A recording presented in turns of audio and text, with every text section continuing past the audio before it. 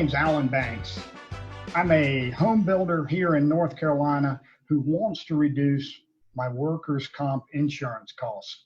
Today, I had Tracy Dorfeld with me with Nationwide Contractors Alliance. Tracy is a bit of a workers' comp insurance geek.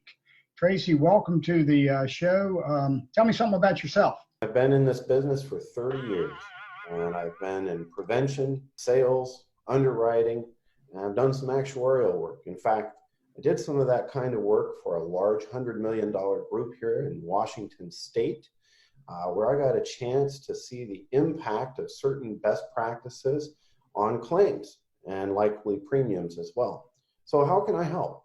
Well, Tracy, my workers' comp cost keeps going up. And I have to tell you, we are passionate about job site safety, safety manuals, do our best with OSHA compliance. I've got good people, but what can be done? Alan, you remember those two claims we were talking about last week, the ones you had over the last 5 years? I remember them very well. One of them involved a recent hire, about 6 months on the job, who claimed a back injury, and he was out for 2 months.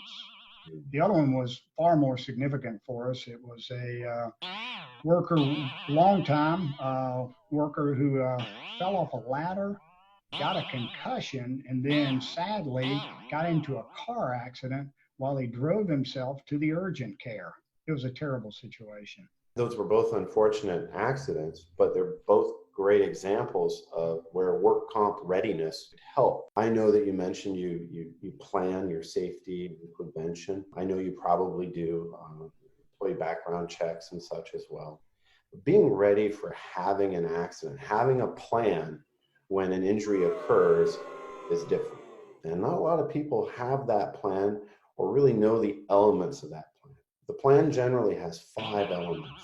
The first one is you got to know where the nearest healthcare provider is. If your job site is in an unusual area, you should do the homework first before you go there. Next, never let the employee drive away from the job site injured. The manager or the superintendent needs to drive that employee to the nearest healthcare facility. Some employers, by the way, when they get to the healthcare facility, have a post-accident drug test policy as well. And that can be incorporated as one of the 5 elements. Managers also need to know what kind of paperwork to expect. Sometimes a napkin comes back saying, stay at home for 2 weeks. That's not good enough. The paperwork that comes back after that first visit needs to include what the employee can still do. Can they twist? Can they lift? Can they sit? Can they stand? Those elements are important to know because the 5th element is a return to work light duty program. That program may allow that employee to come back to work in part or in whole, just doing something differently. The important part about all 5 elements is that managers and employees need to be trained on it as they're onboarded and then annually. So when or if a claim happens, it's perfectly natural. People know what to do. It's not a matter of a bunch of phone calls reminding people. It's already in their mind, the plan is solved. Well, Tracy, this work comp readiness, why do I want to do that? That's a lot you're asking me to do. Being claims ready in some shape or fashion lowered claims costs 17% across all trades, all sizes. So if you're a roofer with 8 people or a carpenter with 20, so that 17% was a very good average, a very consistent number. And that came from both preventing claims that would happen, lowering frequency, right? And then lowering and minimizing the size of the claims, that's severity, okay? The other great thing about it is if you do it right, employees take only half the time off on average that they would if they stayed home and remained on work comp. Well, I'll be honest, Tracy, I still don't really get it because it sounds good, but it sounds like I'm just reducing the cost for the insurance company. And my premiums are already high. And now you're asking me to add to those costs. It doesn't make sense. I understand that feeling, Alan, and you've had 2 very severe claims and you expect work comp to pay because you paid the premium. It protects you, it protects the employee's income and their medical bills. I get it. The work comp insurance carriers I've seen and worked with are going to try to recoup their losses. It's perfectly natural, okay? And what I've found over time is that through a combination of factors, you're going to pay 3 times as much on average than what the claims cost you, okay? Especially if they're time loss claims. Your friend's back claim, how much was that? Well, actually, it was our back claim, and it wound up being just north of $20,000. Well, over the next 4 years, you're going to pay an additional $60,000. What's your mod rate right now? 1.32. How does that help you compete for the jobs that you go after? Have you ever lost a bid because of work comp?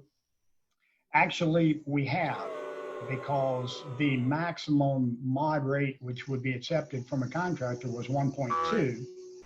We were at 1.32, so we never made it to the table with their bid. Maybe you're understanding a little better how work comp readiness can impact your bottom line. I can appreciate that if you're saying that the back claim wouldn't have happened. It may have happened anyway, Alan, but it would have been much smaller. Okay, so the employee, when they take the time off, they really have to keep coming back because you have a return to work light duty program. So they have to stay in touch with you, and your program may require them, for example, to become trained as a safety professional. They can take an OSHA 10 course.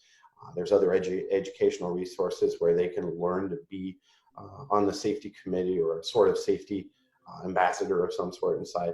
And generally that kind of training, that gives you 2 reactions. They get enthusiastic and they want to get involved and they're helping you solve the problem while they're not able to work. Or, well, they don't really want to learn anything and they realize that this is going to take some effort on their part to stay on the dole, so they actually go back to work sooner. I can see how readiness would have prepared us better to perhaps avoid as large a claim, maybe even some fraudulent aspect of it. But what about the guy with the concussion? There's no faking that one. Oh no, not at all. And that was a terrible story. Again, you have an employee gets a concussion, tries to drive himself to the source of care, and all of a sudden he's in a car accident and he's got additional injuries. And it could be that the delay, you talked to me about this, the delay in care caused the brain swell that made the claim really big. Now imagine if a manager had driven him to the healthcare provider, that accident likely wouldn't have happened. And you would have minimized the work comp claim, and you probably wouldn't have that big accident on your auto liability program either. And those rates wouldn't go up so much. I'm certainly learning a great deal here about work comp readiness. Where can I go to learn more about how to do this as a general contractor? I'm really glad you asked, Alan. The National Association of Home Builders is coming out with a revamped, upgraded insurance and risk management education program in 2021. They'll be able to explain in detail how the mod works, explain how other factors affecting your work comp costs can be reviewed, contemplated, and impacted by your best practices.